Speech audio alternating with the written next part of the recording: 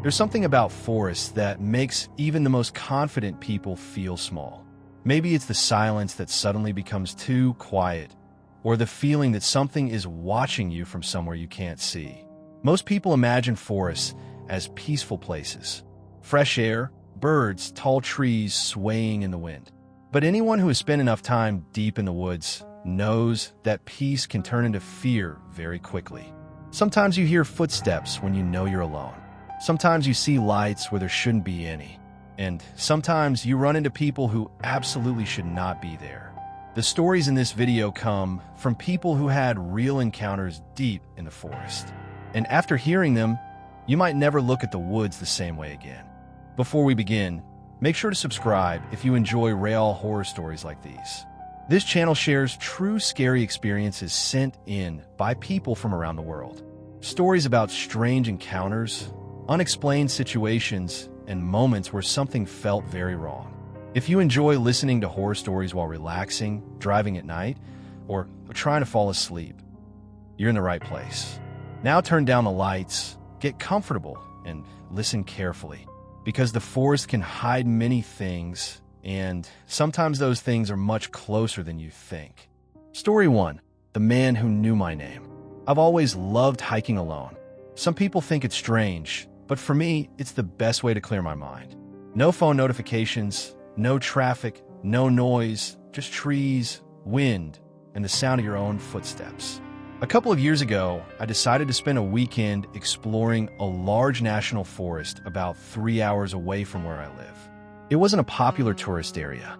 In fact, that was exactly why I chose it. The trails were known for being quiet, and during the off-season, it was common to hike for hours without seeing another person. That was exactly the kind of solitude I was looking for. I arrived early in the morning, just after sunrise. The parking lot only had 2 other cars in it, which didn't surprise me. I packed my backpack, checked the map posted at the trailhead, and started walking down a narrow dirt path that disappeared into thick pine trees. The air smelled fresh and cold. Sunlight filtered through the branches, and everything felt calm. For the first hour, the hike was perfect. I followed the marked trail deeper into the forest, occasionally stopping to take pictures or drink water. I remember thinking how peaceful everything felt. No voices, no cars, just birds and wind. But eventually the trail narrowed and the forest grew thicker. The trees were closer together, and the sunlight barely reached the ground. That's when I started hearing footsteps behind me. At first, I didn't think much about it. Someone else could easily have started hiking the same trail. I slowed down a little, expecting them to catch up and pass me. But the footsteps stopped when I stopped. I turned around and looked down the trail. Nothing. The path behind me stretched empty between rows of tall trees. No movement, no one walking, just silence. I told myself I must have imagined it, and kept going. About 10 minutes later, I heard it again. Crunch, crunch, crunch. Footsteps on dry leaves. This time I stopped immediately and turned around quickly. Still nothing. Now I was starting to feel uneasy. The forest was so quiet that any sound carried easily, and I was sure I had heard someone walking behind me. I stood there for almost a full minute, scanning the trees. Then something strange happened. From somewhere behind me, a voice spoke. Daniel. My stomach dropped. That's my name. I spun around again, expecting to see someone stepping out from behind the trees. But the trail was empty. Hello. I called out. No response. The forest was silent again. At this point, I felt a mix of confusion and irritation. Maybe someone was playing a prank. Maybe another hiker was hiding behind the trees. All right, very funny, I said out loud. You can come out. Still nothing. I waited another moment, but the woods stayed completely quiet. Eventually, I convinced myself that maybe someone further down the trail had called out to someone else with the same name. It wasn't impossible, but something about the way the voice sounded bothered me. It didn't sound far away. It sounded close, very close. I continued hiking, but now I was paying attention to every sound. The forest that felt peaceful earlier now felt heavy and uncomfortable. About 15 minutes later, I reached a fork in the trail. According to the map, the left path led deeper into the forest while the right one eventually looped back toward the parking area. I decided to take the left path. That decision is something I still regret. The deeper I walked, the darker the forest became. The trees were huge, their branches blocking most of the sunlight. The ground was covered in thick roots and fallen branches. After another 20 minutes, I realized I hadn't heard birds in a while. The silence was strange. Forests usually have constant background noise, birds, insects, something. But here there was almost nothing. Then I heard the footsteps again. Crunch, right behind me. This time they were closer than before. I turned around instantly, and for a split second, I thought I saw someone standing between the trees. Just a shape, a tall figure partly hidden behind a trunk about 30 feet away. "Hey," I called out. The figure didn't move. I stepped a little closer. "Hello." Still nothing. Then the figure slowly stepped backward, disappearing behind the tree. My heart started pounding. "Are you lost?" I shouted. No response. I took a few cautious steps toward where I'd seen the figure. But when I reached the tree, no one was there. The forest behind it stretched empty. That's when I noticed something that made my blood run cold. In the dirt near the tree were footprints. Fresh ones, barefoot. They pointed in the direction of the trail I had come from, which meant whoever made them had been standing there watching me. I suddenly had a very strong feeling that I shouldn't be there anymore. So I turned around and started walking back the way I came. At first I walked quickly. Then the footsteps started again. Crunch, crunch, behind me, matching my pace. Every time I stopped, they stopped. I didn't turn around again. I didn't want to see what was following me. After about 5 minutes, I was practically speed walking down the trail. My heart was racing and my hands were shaking. Then the voice came again, right behind me. "Daniel." It sounded closer this time, almost like someone whispering over my shoulder. I ran. I didn't care about the trail anymore. I just ran as fast as I could through the forest toward where I thought the main path was. Branches scratched my arms and legs as I pushed through them. Behind me, I could hear something moving through the leaves. Not walking anymore, running. I burst back onto the main trail and didn't stop until I reached the parking lot nearly 20 minutes later. When I got there, the lot was completely empty. The 2 cars that had been there earlier were gone. Mine was the only vehicle left. I threw my backpack into the passenger seat and locked the doors as soon as I got inside. As I started the engine, I glanced toward the trail entrance one last time. And for a moment, I saw someone standing just inside the tree line. Tall, barefoot, watching my car. I never went back to that forest again. But the thing that still bothers me the most is something I realized later that night. I never told anyone I was going there.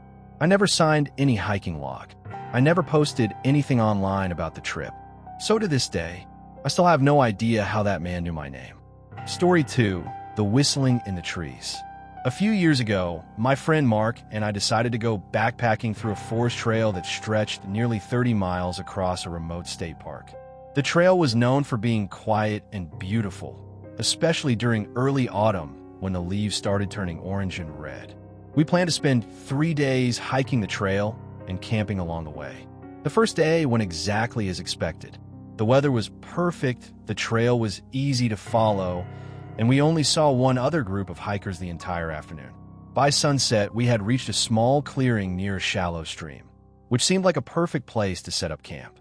Mark built a small fire while I set up the tent. The forest around us was thick with tall trees, but the clearing gave us enough space to see the sky above. As night settled in, the temperature dropped quickly and the forest became darker than I expected. It's hard to describe how dark a forest can get when you're far away from cities. After we finished eating, we sat by the fire talking about random things while listening to the sound of the stream nearby. Then we heard it, a whistle. It was short and quiet, like someone blowing air between their lips. Mark looked at me. "You hear that?" he asked. "Yeah," I said. At first we assumed it was another camper somewhere nearby, maybe someone calling to a friend in the woods. But a few minutes passed, and we didn't hear any voices. Just silence. Then the whistle came again. This time it sounded farther away. Mark stood up and looked into the darkness beyond the trees. "Hello," he called. No response. The whistle came again, but now it sounded like it was coming from a different direction. That was the first moment we both felt uneasy, because if it was another camper, why were they moving around our campsite without saying anything? Mark grabbed his flashlight and shined it toward the trees. The beam of light revealed nothing but trunks and branches. We told ourselves it was probably just some weird bird or animal sound. Forests are full of noises that can trick your brain. Eventually, we went into the tent and tried to sleep. For about an hour, everything was quiet. Then the whistling started again. But this time, it was closer, much closer. It sounded like it was coming from just outside the trees surrounding our camp. I could tell Mark was awake too because I heard him whisper, "Do you hear that?" The whistle came again. 3 short notes, almost like a signal. Mark slowly unzipped the tent and peeked outside. "Do you see anyone?" I asked quietly. "No," he said. But then the whistle came again, right behind our tent. Mark zipped the tent shut immediately. "Okay, that one was close," he said. My heart was pounding now. We both stayed completely still, listening. For a few minutes, nothing happened. Then we heard something else. Footsteps. Slow steps on dry leaves. Someone was walking around our campsite. Mark grabbed the flashlight again and shined it through the thin fabric of the tent. "Hey," he shouted. The footsteps stopped instantly. Silence. Mark unzipped the tent again and stepped outside. I followed, right behind him. The fire had almost burned out, leaving only faint glowing embers. Mark pointed the flashlight around the clearing. Nothing. No movement. No one standing between the trees. But then we heard the whistle again. This time it came from deeper in the forest. And then something even stranger happened. Another whistle answered it, from the opposite direction. Mark and I looked at each other. That's when we both realized something that made the situation much worse. There wasn't just one person out there. There were at least 2, and they were communicating. Mark quietly said, "We should probably pack up. Normally you don't abandon a campsite in the middle of the night. It's dangerous to hike in the dark, especially in unfamiliar forest terrain." But the feeling we had at that moment was worse than the risk of walking in darkness.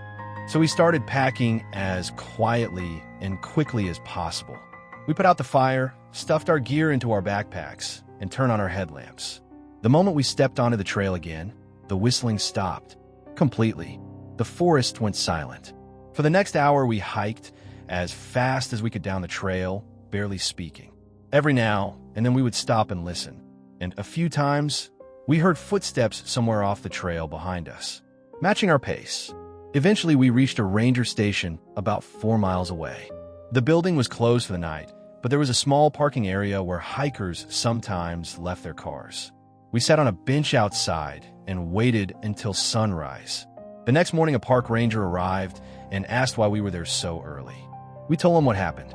He listened carefully and then asked us one question. Did the whistle sound like 3 short notes? Mark and I both nodded. The ranger sighed. Then he told us something I still think about to this day. He said sometimes illegal hunters and poachers use whistle signals to communicate through the forest at night. But the reason they do it is to warn each other when strangers are nearby, which means that entire night, they probably knew exactly where we were. Story 3. Someone was living near my campsite. About 4 years ago, I decided to take a solo camping trip deep into a national forest about 5 hours from my hometown. I had been there once before with friends, and I remembered how quiet and remote the area felt. This time I wanted to experience it alone. The campsite I chose wasn't an official campground. It was just a small clearing near a lake that hikers sometimes used if they knew where to look. Getting there required hiking about 2 miles off the main trail. By the time I reached the clearing, it was late afternoon. The lake was calm, reflecting the trees like a mirror. It felt like the perfect place to spend a quiet night. I set up my tent near the edge of the clearing and spent the next hour gathering firewood. Everything seemed normal, but the first strange thing happened when I started building the fire. Near the edge of the clearing, I noticed a pile of empty food cans hidden under some branches. They looked old, but not that old. Most of the labels were faded, but the metal wasn't rusted yet. At first, I assumed another camper had left them behind months earlier. Still, it felt strange because the spot was supposed to be pretty isolated. I shrugged it off and finished setting up camp. After dinner, I sat near the fire watching the lake while the sky slowly turned dark. Around 9 p.m., I decided to walk a short distance into the woods to use the bathroom. I grabbed my flashlight and headed about 50 feet away from the campsite. That's when I saw something that made me stop immediately. Between 2 trees, partially hidden by branches, was a small structure. At first, I thought it was a pile of sticks, but when I moved closer, I realized it was a shelter. Someone had built a crude lean-to using branches, leaves, and a tarp. It wasn't abandoned either. Inside the shelter were blankets and a backpack. I remember feeling a sudden wave of anxiety, because that meant someone had been living there, very close to where I had just set up my tent. I shined a flashlight around the area. No one was there, but the shelter looked recently used. There were footprints in the dirt and a small pile of firewood stacked nearby. I stood there debating what to do. Part of me wanted to pack up immediately and leave, but another part of me thought maybe it belonged to a hunter or a ranger who occasionally stayed there. Eventually, I convinced myself I was overreacting and went back to the campsite. But now the forest felt very different. Instead of peaceful, it felt like I had walked into someone else's territory. I sat by the fire for another half hour before deciding to go to sleep. Around midnight, I woke up suddenly. At first, I didn't know why. Then I heard it. Footsteps. Slow steps moving through the leaves outside my tent. My heart started racing. I stayed completely still, listening. The footsteps circled around the tent once, then stopped. For nearly a full minute, there was complete silence. Then I heard breathing, right outside the tent. Not loud, but close enough that I could clearly hear someone inhaling and exhaling. I grabbed my flashlight, but didn't turn it on. I didn't want whoever was outside to know I was awake. After a few seconds, the footsteps moved away. Slowly, I waited another 10 minutes before finally turning on the flashlight and opening the tent. The clearing was empty, but the next morning I found something that made me pack my things immediately. Right outside my tent in the dirt were fresh footprints, barefoot, leading toward the direction of that shelter in the woods. I didn't stay long enough to investigate, but as I was hiking back toward the main trail, I kept thinking about something. That shelter was only about 50 feet from my campsite, which means whoever lived there was probably watching me the entire evening. Story 4. The Hidden Trail Camera. A few years ago, I started getting really into long-distance hiking. I like pushing myself physically and spending long hours in nature, away from everything. One weekend, I decided to explore a forest trail that wasn't very popular.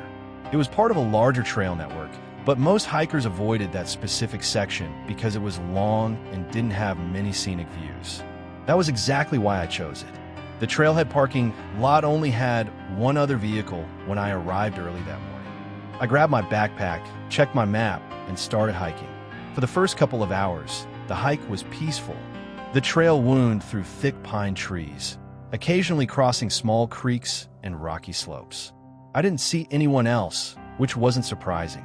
Around midday, I stepped off the trail for a moment to take a break and eat something. That's when I noticed the camera.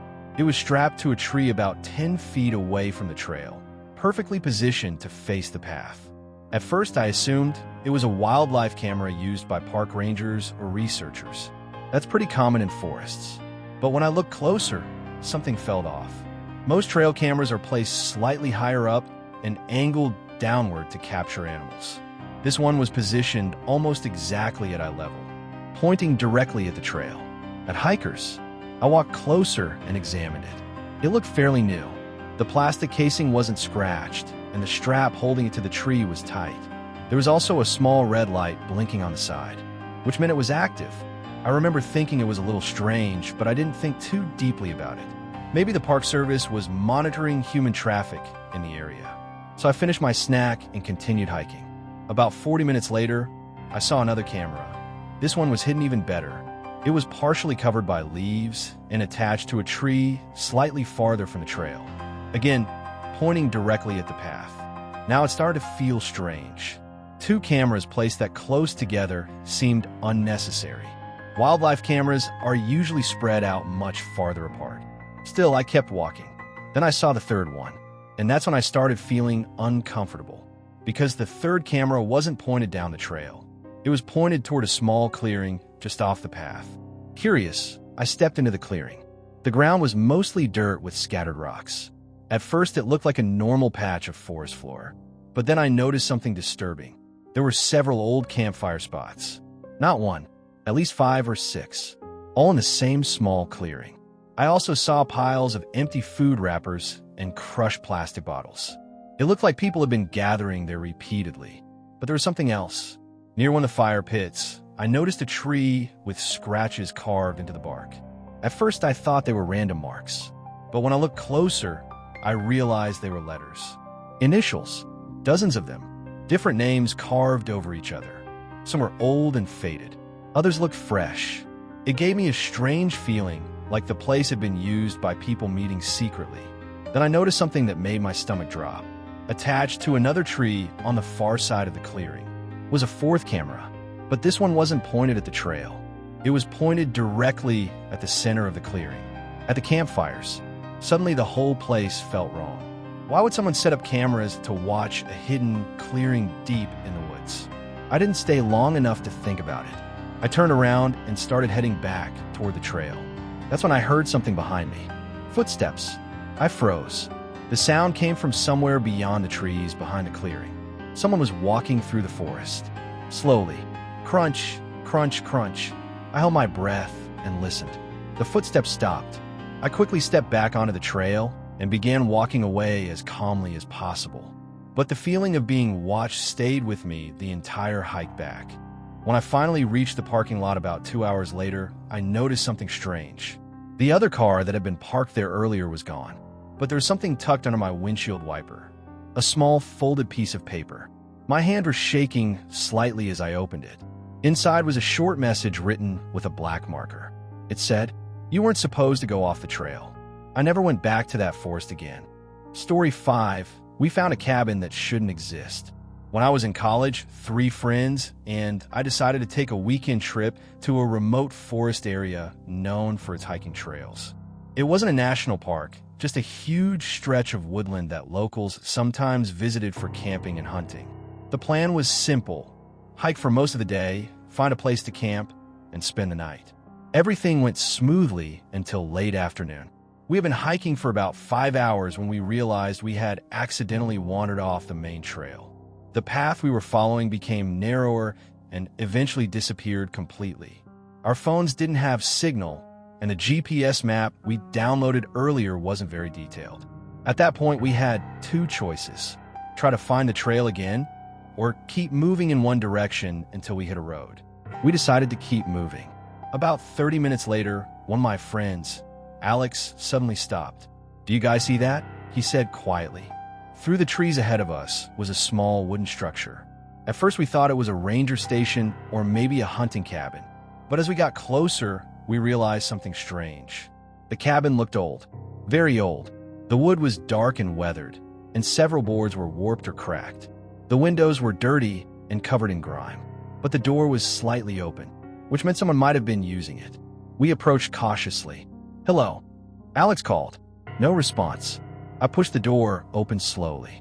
The inside of the cabin was dim and smelled like damp wood. There was a small table, a broken chair, and an old mattress lying in one corner of the room. It looked abandoned, but not completely. On the table was a lantern, and next to it was a metal plate with what looked like dried food stuck to it. Someone had been there recently. "Maybe it's a hunter's cabin," one of my friends said. That seemed like the most logical explanation. We decided to step outside and figure out where to camp before it got dark. But as we walked around the cabin, Alex suddenly said something that made all of us stop. "Guys, come look at this." Behind the cabin, about 10 feet away, was a tree with dozens of photographs pinned to it. Actual printed photographs. All of them showed the forest, different angles of the trails, different campsites, different clearings. At first, it just looked like random nature photos. Then I noticed something disturbing. In one of the photos, there were people sitting around a campfire. 3 hikers. None of us recognized them, but the photo had clearly been taken from far away, from somewhere hidden in the trees.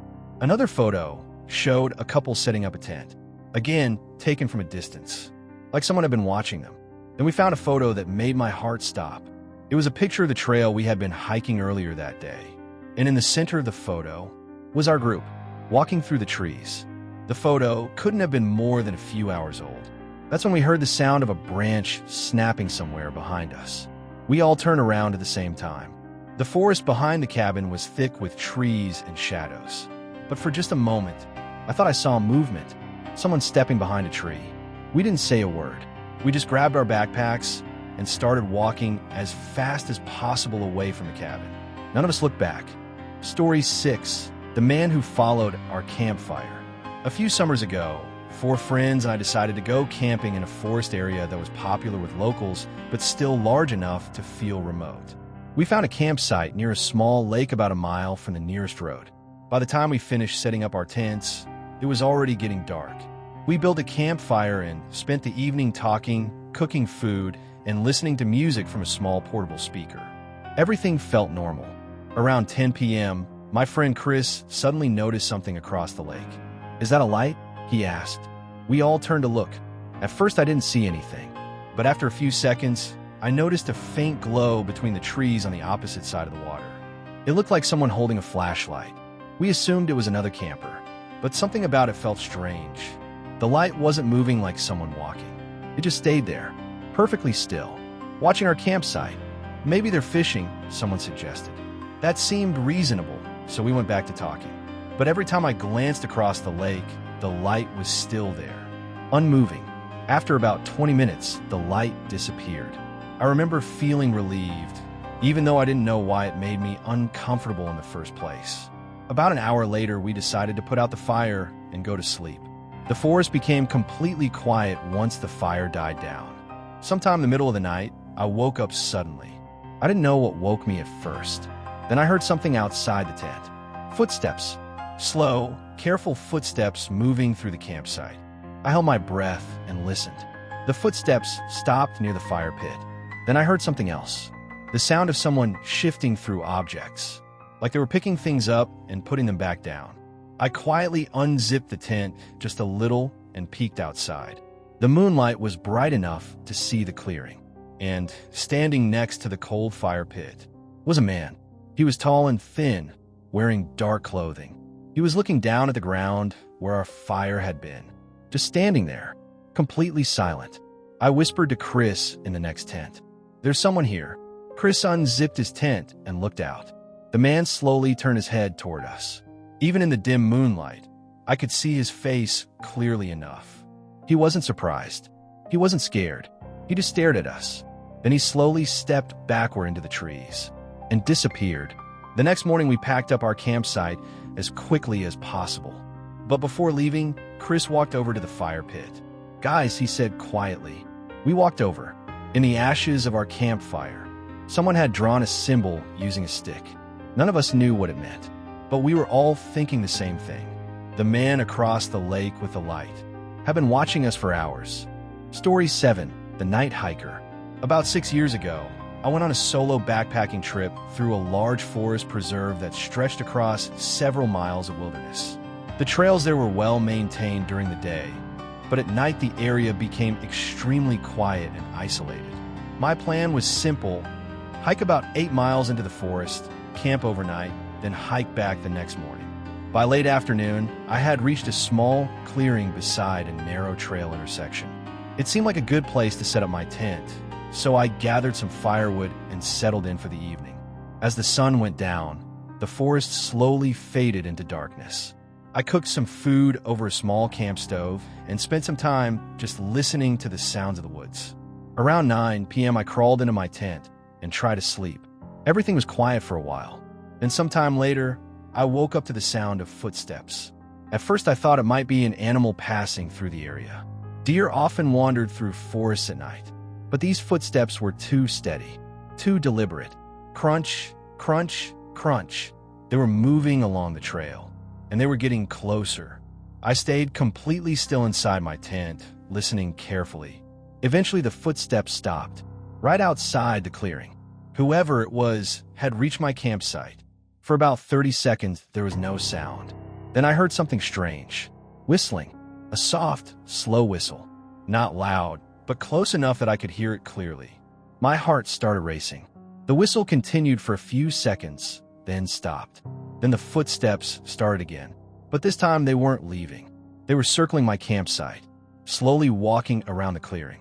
Crunch, crunch. At that point, I grabbed my flashlight and unzipped the tent. I stepped outside and shined the light toward the trail. A man was standing there. He was about 30 feet away, partially illuminated by the beam. He looked like a hiker. Backpack, dark jacket, hiking boots. But something about him felt wrong. He wasn't walking. He was just standing there, watching me. "Hey," I said cautiously. "You all right?" The man didn't answer. He just stared. Then slowly he smiled. It wasn't a friendly smile. It looked forced, almost unnatural. Then he turned around and walked back onto the trail. Within seconds, he disappeared into the darkness. I stood there for a while, trying to process what just happened. Eventually, I went back inside the tent. But I didn't sleep much after that. Around an hour later, I heard the footsteps again, coming back. This time, they stopped even closer to the tent, right at the edge of the clearing. And once again, I heard the whistling. Slow, calm, almost playful. But this time, it continued for nearly 5 minutes. Eventually, the footsteps moved away again. The next morning, I packed my gear quickly and started hiking back toward the parking lot. After about 2 miles on the trail, I reached a small wooden sign posted by the Park Service. It warned hikers about staying overnight off designated campsites. Under the warning was another note, handwritten with marker. It said, "If you hear whistling at night, leave." I still don't know who wrote that, but after that trip, I understood why. Story 8, The Forest Ranger's Warning. A few friends and I once decided to camp in a forest area that was known for its scenic hiking trails and quiet campsites. Before heading out, we stopped at a small ranger station near the entrance of the forest to ask about the best camping areas. The ranger behind the desk was an older man who looked like he had been working there for decades. We asked him if there were any good campsites deeper in the woods. He paused for a moment before answering. Then he pointed to a section of the map. "There are campsites here," he said, "but I wouldn't recommend going farther than that." We asked why. He shrugged slightly.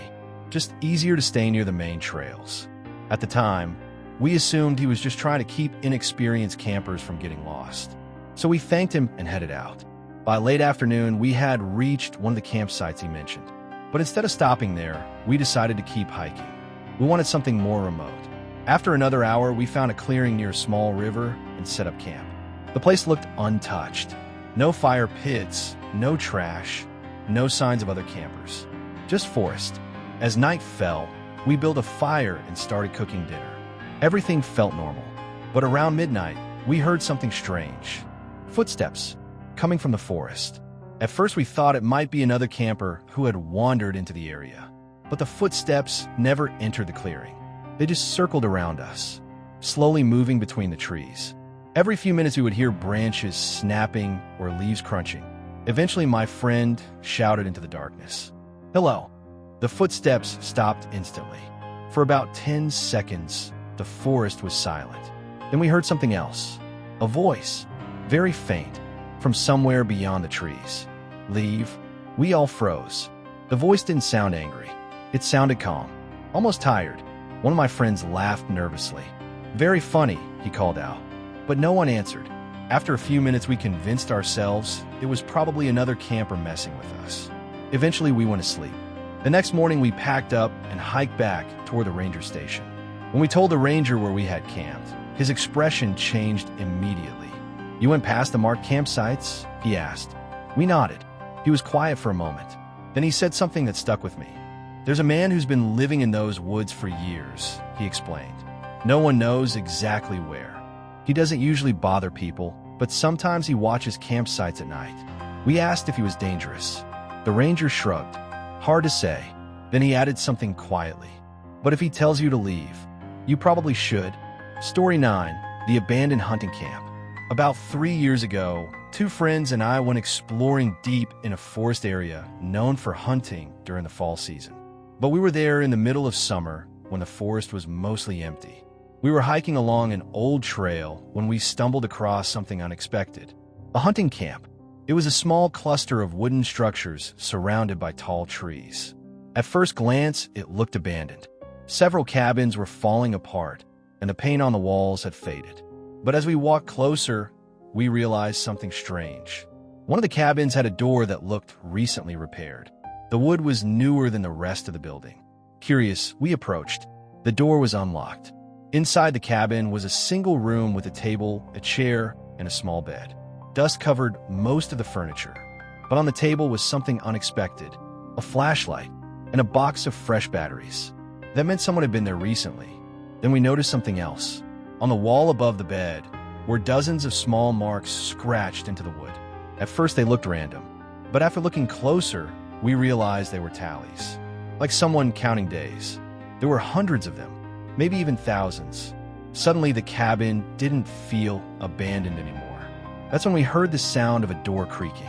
From outside, one of the other cabins. We looked at each other nervously. Slowly we stepped outside. The forest was silent, but the door of another cabin across the clearing was swinging slightly in the wind. Back and forth, back and forth. Then it suddenly stopped moving, like someone had grabbed it. We didn't wait to see who was there. We grabbed our backpacks and left as fast as possible. As we walked away, I glanced back one last time, and I swear I saw someone standing in the doorway of that cabin, watching us leave. Story 10. Something was watching our tent. A few years ago, my brother and I went on a 2-day camping trip in a forest area we had visited many times before. We knew the trails well and had never experienced anything strange there. But that trip was different. We set up our tent near a small creek as the sun was setting. The forest was quiet except for the sound of water flowing over rocks. After dinner, we sat by the fire for a while, talking and enjoying the peaceful atmosphere. Eventually, we put out the fire and went into the tent. Sometime in the middle of the night, I woke up suddenly. At first, I didn't know why. Then I heard breathing outside the tent. Slow, heavy breathing. My brother heard it too. "Do you hear that?" he whispered. I nodded. The breathing continued for several seconds. Then we heard something moving, very slowly, like someone crawling through the leaves. The sound stopped right beside the tent. Then the breathing came again, right next to my head. I was too afraid to move. We stayed completely still for what felt like forever. Eventually, the sound faded away. The next morning, we stepped outside the tent carefully. The ground around the campsite was covered in damp soil, which made it easy to see footprints. There were tracks all around our tent, but something about them was strange. They weren't animal tracks, and they weren't normal shoe prints either. They looked like human footprints, but deeper, like whoever made them had been crawling on their hands and feet, circling the tent, over and over. Those were 10 disturbing forest encounter stories from people who experienced something deeply unsettling in the woods. The forest can be beautiful and peaceful, but it can also hide things we don't fully understand. Sometimes it's not the darkness that's frightening. Sometimes it's the realization that you might not be as alone out there as you thought. If you enjoyed these stories, make sure to subscribe for more real horror experiences just like these. And let me know in the comments, which story was the most disturbing to you? And would you ever go camping deep in the forest after hearing these stories?